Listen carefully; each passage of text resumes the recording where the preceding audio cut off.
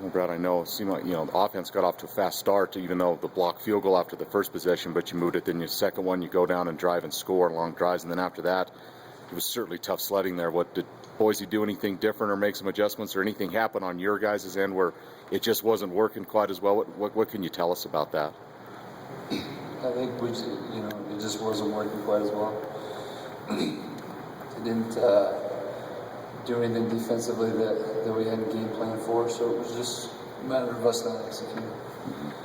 Frustrating because it's, those two drives were just a couple of your best ones even, of the season, even though you didn't get points on the first one.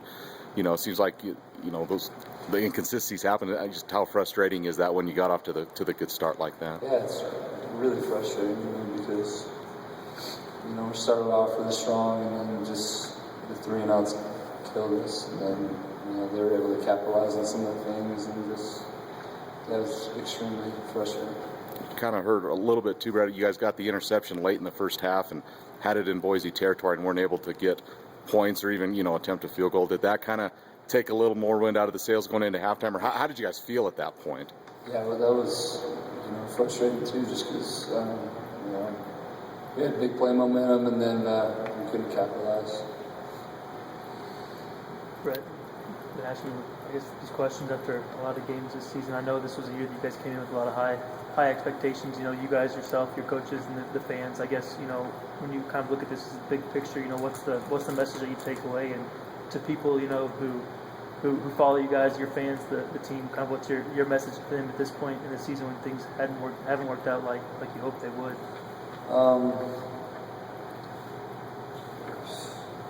Message to them, I don't know if there's any specific message, just because it hasn't been a matter of us not working hard or coming in with too high expectations and thinking that we didn't have to work to get back to a bowl game or to try to win a conference championship. It was just things haven't gone our way, and obviously there are things that that we could have done better. That on our part, I guess. For us, it's just frustrating because we know that we have a good team and we just haven't been able to put everything together to win games. You think it will be hard these last 4 games with no bowl game this season, and like you said, those goals and expectations. Will you think it'll be hard to get up for these last 4? And you got a rivalry game next week and finish that. Will it be hard? Will the frustrations of trying to just get it put together finally be that motivation for these last 4 games? Yeah, the team's really close, so just because we can't go to a bowl game doesn't mean our love for playing is gone. Me personally, I love to play ball anyway, so just because we're not eligible for a bowl anymore, it doesn't mean that I'm not going to go out and enjoy myself playing with these guys, and I think that's the mentality of everybody. Be good to have Coach Christensen back, with all the stuff that went on this week. Will it be good to get back to some normalcy, so to speak, or just what do you think about that? Yeah, it'll be good to have him back. Thought it was great that, everybody wanted to win this so bad for Coach Cal, I guess, because, it's kind of a tough role, him just kind of being thrown in the fire, and, it's tough. We wanted to win that for him, but, it's the way it goes.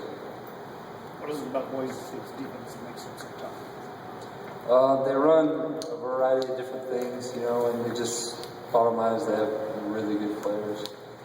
They, unlike a lot of teams,